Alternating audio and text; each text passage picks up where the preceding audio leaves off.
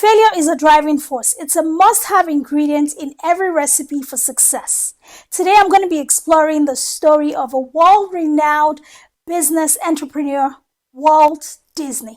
Yes, the famous Walt Disney. I don't know if you've ever been to any of the theme parks. It is classified the happiest place in the world. Imagine that. Going to the happiest place in the world. I don't even know if that's a possible thing, but Walt Disney has earned that title. And the story behind the happiest place in the world was not such a happy story after all. Walt Disney started out his journey, first of all, getting fired from a job. And I don't know if you guys know the reason why he got fired. He got fired for lack of creativity. Is that even real? The brains behind Mickey Mouse, all of the amazing Disney characters that we all grew up with, and even our children, and even in some cases, some people's grandchildren are growing to love. And that is the bedrock of a lot of children's childhood memories. The man who started this whole vision was fired from a job for lack of creativity. I don't know if you are on the same page with me, but for me, that seems like an irony. It just seems like something that you could never imagine was his reality at a time. The truth of the matter is, Walt Disney was at a job that he was not best suited for. He was not able to explore his God-given gifts and abilities on that job. So to everyone around him, he did not have anything to offer because he was operating out of his gifts. His zone of genius was not being explored. It was like fitting a round peg in a square hole. There was no way it was going to be a match. And he got fired. He lost his job. Imagine how he felt. First of all, it's not even the fact that he lost his income. It is the mental toll that whole thing would have taken on him when someone tells you, you have nothing to offer. You are no good. You're not a good fit. It's like breaking up with someone, they tell you, you know what? It's not you, it's me. But you obviously know that it's you. But they just try to make you feel good by saying it's not you, it's me. In Walt Disney's case, his employers told him he lacked creativity. I wonder how they felt after finding out that he was able to come up with the Walt Disney phenomenon, the whole franchise, the whole brand, and all of those things. But one thing is, those people were a very significant part of Walt Disney's story. How so, you ask me?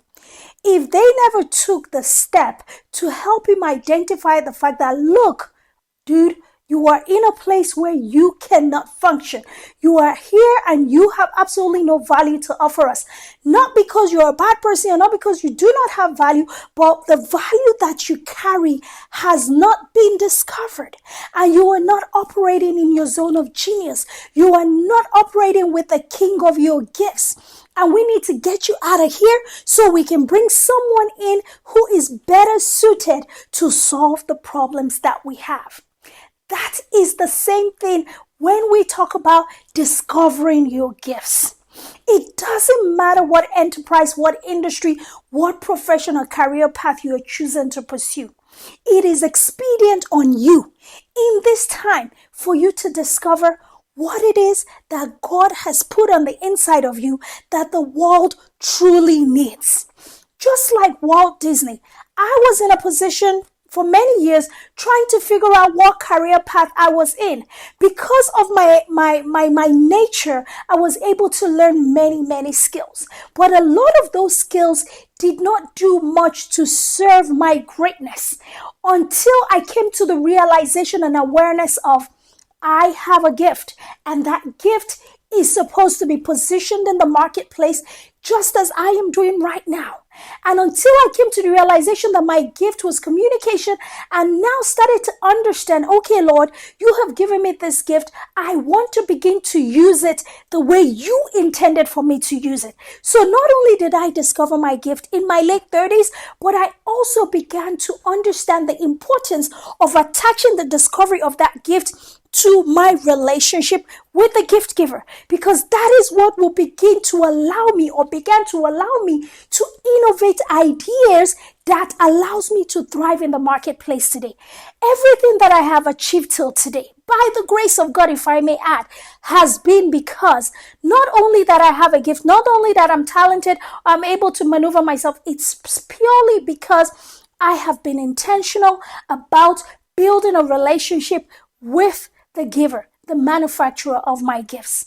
And I say this to you without any holds barred, to let you know that just like Walt Disney creating the happiest place in the world, do you know that in the world today, the number one cause of suicide in the world is depression?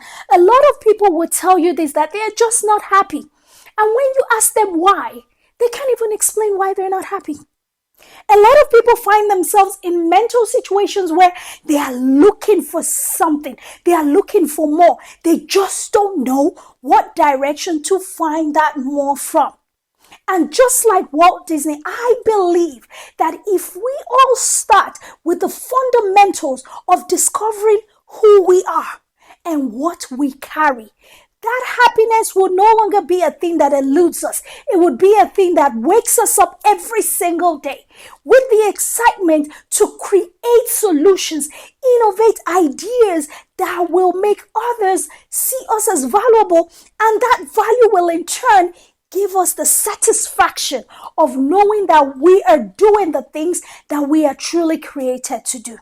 Let me tell you, Walt Disney is special, but he is also not special. And I say this in two ways. We are all special in the sight of God because we are all uniquely made for a specific purpose. But at the same time, we are not special because all of us are all children of God, all the same in his eyes. The only difference is some of us children figure out a way to understand our assignment, that we are created for the purpose of God's will to do on this earth by using the King of our gifts.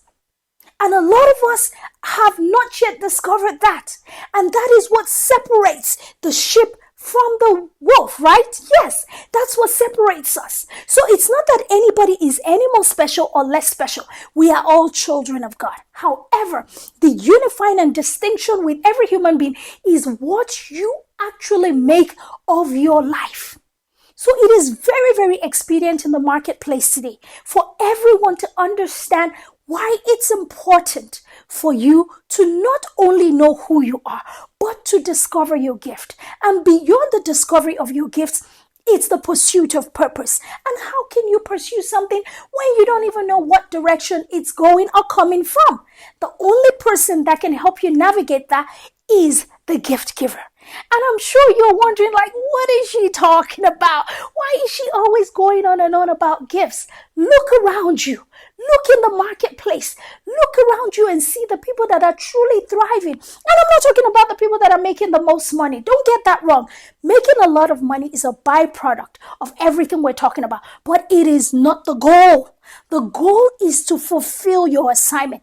The goal is to leave a legacy of knowing that you came through this earth, and on your journey through this earth, you left an imprint in the hearts, in the lives of your fellow human beings. Walt Disney created the happiest theme park, the happiest place in the world. Everyone that goes there, both young and old, they all come back feeling like, oh my goodness, have you been to Disney? That is like the standard of places to go while you're alive on your bucket list. And the reality of the matter is that was just the vision of one man. That was his assignment. If Walt Disney did not achieve anything while he was here, he was able to accomplish his God-given assignment to create a place that exudes happiness from people. And do you not think that God wants his children happy? Do you think he wants us depressed, oppressed, people committing suicide, being on medication, prescription drugs, just to get through the day, waking up on Monday morning, and that one beautiful day is the day when the world records the highest rate of stroke and heart attacks because people are so scared and unhappy with their lives, and they don't want to go to a job that might pay them a lot, but does not serve that longing within them to know that they're doing something significant and meaningful.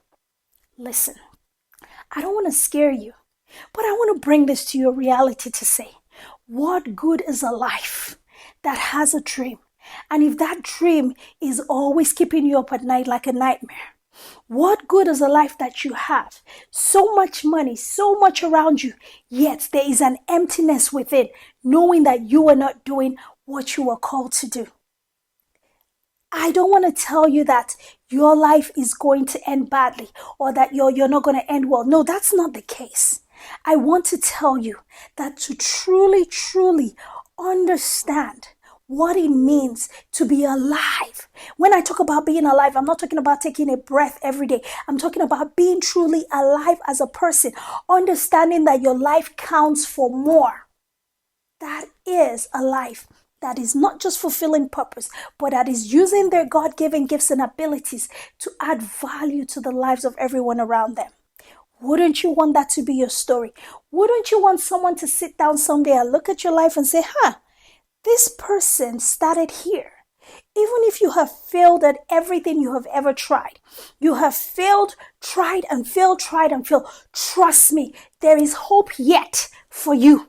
Just like the Bible says, this tree, there is hope yet for a tree that is dead and buried. If it gets the scent of water, just a little bit of water, just sprinkle it on it, it will come alive. So it doesn't matter how much failure you have experienced in everything else that you have tried to do.